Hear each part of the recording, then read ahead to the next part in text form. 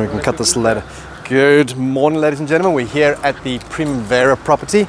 We're taking an investor walk through. Let's start with our partners first of all. We've got Mr. Louis Skiddercut. Say hello, Louis. Good morning, ladies and gents. And there's Sunil, his partner. What's up? Our investment partner is Yasin, coming through on the walkthrough, and my business partner is Jacques. How's it of going? course, where is on the film over here? We go. That's so great with the glasses on. All right, tell us about the property, Louis. Well, this is a two-bedroom flat in the Brackenfell area. We bought it at a good price. It's a distressed property, so we're fixing it up. We received transfer on Monday. Our contractor started on Wednesday. We're aiming for about 2 weeks reno, and then back on the market. 2 weeks on the back on the market. Great stuff. Okay, let's go take a walk through. Area-wise, what have we got? We've got train track across the road. That's actually a train stop right over there, Brackenfell train stop. That's going directly into town, I'm assuming. Yes, that's right. We also have a big Eskom depot about 3 blocks that way. Okay. I believe they cover the whole of Western Cape distribution. All and right. transmission. Yeah? No, wrong. Sorry, it's going around.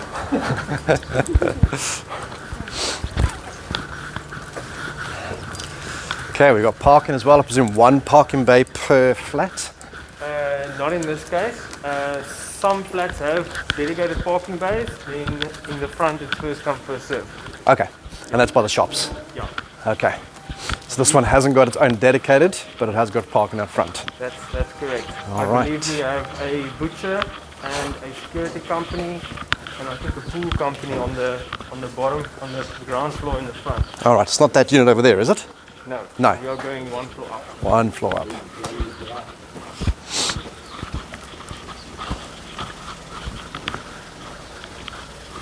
Come on in. Okay, here we go, up the stairs.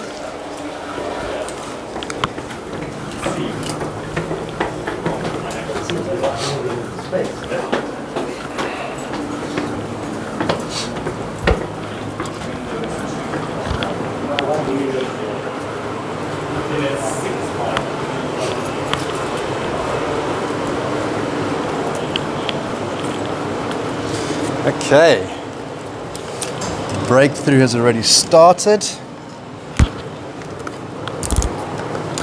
Louis, how many units are in the building? So now it's going to have to help me. How many units do you have in the building? I can count. Is it 50? I think about 40, if I'm not mistaken. 30 units Around there. in the main building itself. Not a lot. 40. Unit number 40 up top right. Yeah. Okay, I see you put a security door on, looking great.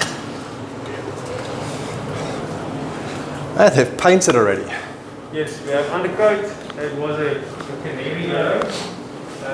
Also quite dirty with mold on the ceilings and the walls.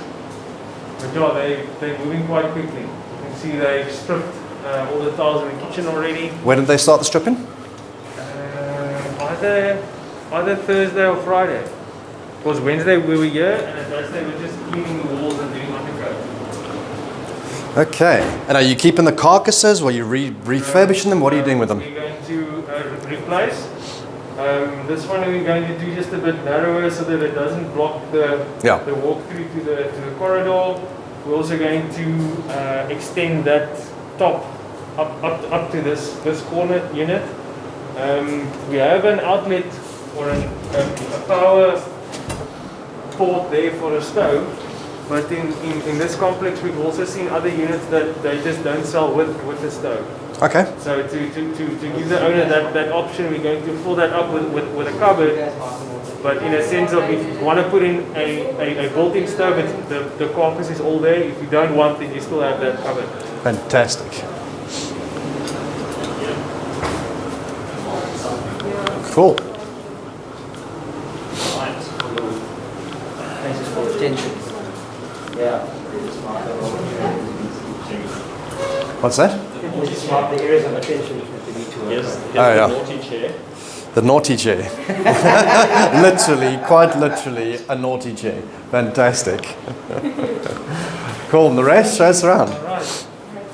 Right, so a little corridor going to two bedrooms and a bathroom, one full bathroom. What are we doing with the bathroom? We're going to break that wall through so that we have a more open plan bathroom with a glass corner unit shower. Yeah, makes sense. The bath, we're just going to, I forget what the term is, but you just redo the bath while it's in place. Yes, Re-enamel it. You don't have to take it out. And that's a great saving on cost-wise on that. To re-enamel a bath is pretty simple, pretty easy, and a hell of a lot more cost-saving than putting a whole new one in. And much quicker. Yeah. Yeah. Same as the sink, you're going to re-enamel the sink. I don't think if it's necessary. Doesn't look too bad. Cool. Burglar bars, you're going to put some burglar bars on the window over here, some clear bars maybe? Not the plan, no? Maybe those... Clear bars. Yeah. Yeah. See, the problem with not having clear bars on, I found in my unit, is that people then don't open the window. And so you get a lot of this build up on the roof and the ceiling with this myth. Whereas if there's a clear bar on there, people are more inclined to go, okay, I can open it up. Yeah. Just kind of helps with that. Yeah, this cupboard was completely destroyed, as you can see. What was wrong with it? When we came to view, Oh, wow. Yeah, when we came to view, there was no drip tray. So obviously over years the geyser was dripping just into the cupboard. So as part of the plumbing COC, they installed the drip tray with this all the way out there to the drain on the outside. Okay, I see what they've done. So they've actually run along the ground. Yeah. So it has got something. Because if I was not, actually surprised. I mean, how could they have built the... in the first place. Yeah. Yeah. And the trunking is nice and neat. It is. Yeah, that was a good job. Yeah. And you've ripped the carpet up, obviously, I can see. This was laminate. Both rooms was laminate, but it was warped like Yeah, this. yeah. You could like... Yeah, yeah. That's laminate all over. What are you doing? Tiling? What are we doing? We're going to do laminate right through, Okay. so that we don't have to pick up the tiles. That's a quicker job when we're saving on the renovation time and obviously cost as well. Yeah. And again, this isn't a high-end property. You're not looking to make the best of it, make it look nice, neat, livable. Yes. Yeah. Yes. There's no point in spending that extra cash on that. Exactly. So we're going for a light wood grain color on the floors. The walls either white or like a very light grey, just to make it look nice and clinical and open and clean. Yeah. Together with the kitchen cupboards and the cupboards over here, just standard white. Also with a wood grain top. Nice. What you got there, Yasin? I was wondering whether that was electrical or just piping, but it's piping. Yeah. Is it plumbing? Yeah, I think Oh, to go to the bathroom, yeah. into the bathroom. It's weird they brought it so far away from the... But I suppose there's nowhere in the bathroom you can even put it.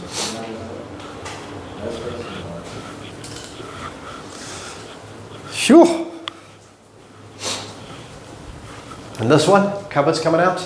This one is going to try and just redo the doors. I'm not sure if he wants to paint the remaining what do you call it? Carcass. Yeah, I'm more looking for what they call this kind of wood, the It's chipboard. yeah, the pressed. So you know builders will recoat them, eh? You know your laminate flooring, you talk about that grain, you can actually choose multiple different grains. Yeah, okay. So Builders Warehouse is the last one that did mine. I think it cost me like there's 6 kitchen cupboard doors cost me less than £2,000. Yeah. And it looks beautiful. It looks like a brand new cupboard door. If you don't want to just go and paint over them. Yeah. It's nice, it's neat. Well, it's contained, it's small, it's going to go quick. Yeah. There's not going to be that much of a challenge over here with this. And your marketing, when are you going to start to market? She's already ordered some physical boards. What do you call those boards? For sale boards. Storage boards, yeah, for sale boards. We want to put it outside on the palisade, and maybe even on the gate, so that occupants here, when they walk by, they can see what we're doing. So I did mine, the one in Bergfleet. I actually just went around and dropped these little pieces of paper under the doors for everyone else, and I actually got the lady and I sold it to her mom, who wanted to move in, because everyone's got an aunt or an uncle or a cousin or something that they want to sell to. I also want to do that in the complex. Yeah. Some leaflets. Someone will take it. Yeah. And there's no agency costs. Like, fantastic, even more money saved.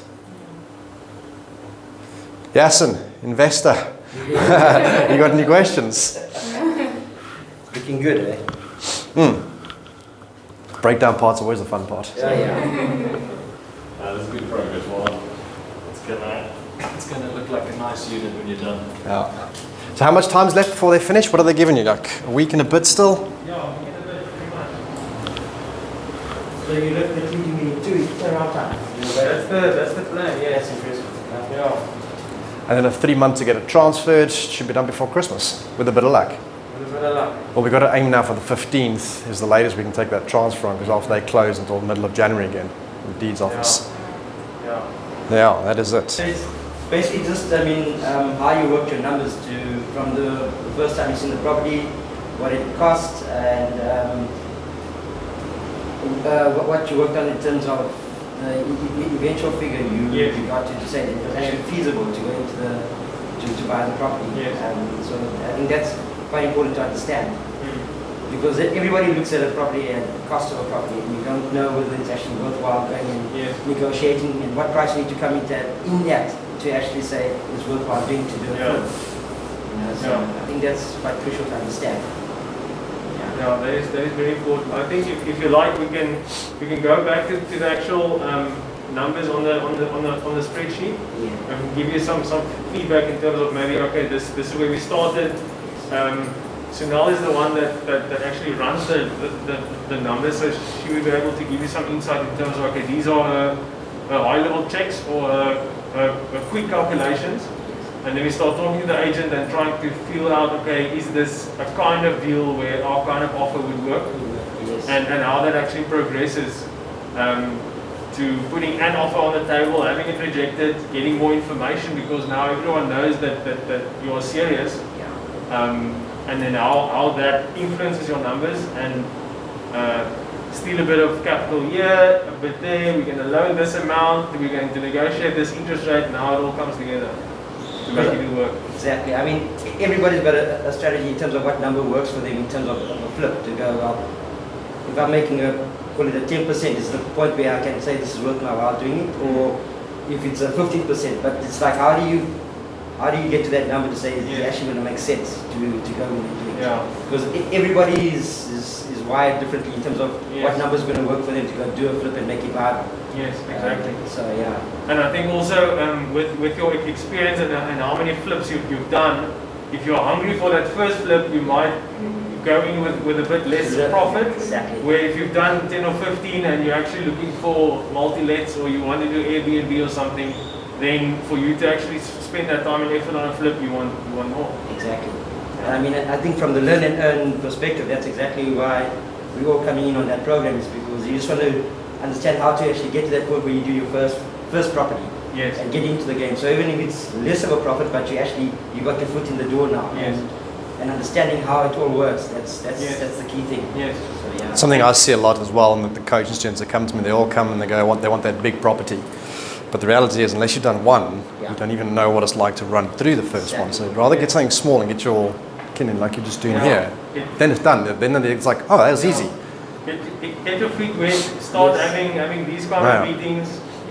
Really rub shoulders with guys that are in the game for many years already. Show them that you are serious. And then they start taking you serious. And then like-minded people come together and they make it work. 100%. Awesome. Cool. Let's get out of here. Let's go enjoy our Sunday then. Yep. All right.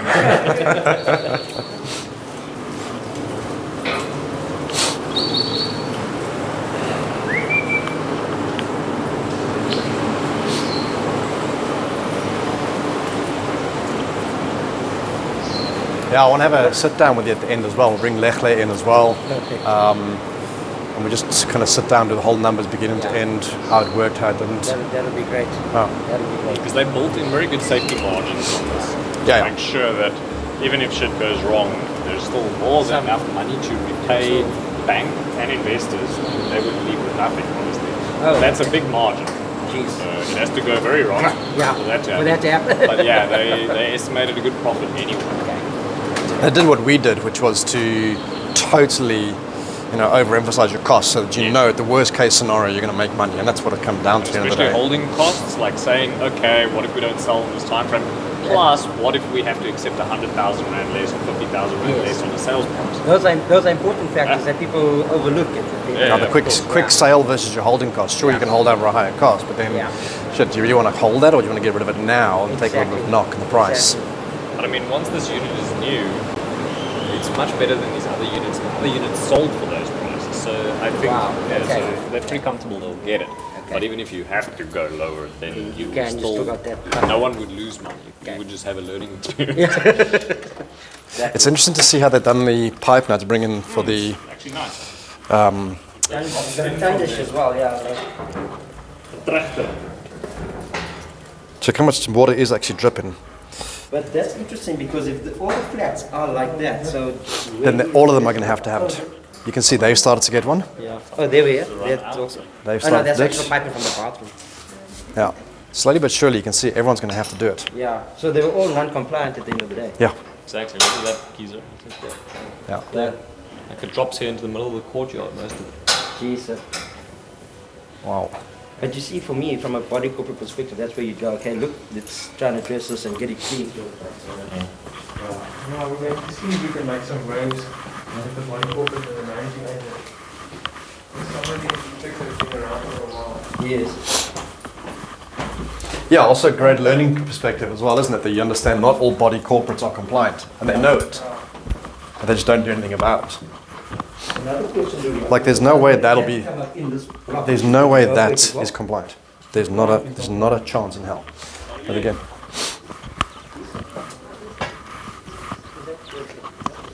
Yeah, they're taking a water pipe into that. To wash the bins or something. Yeah, exactly.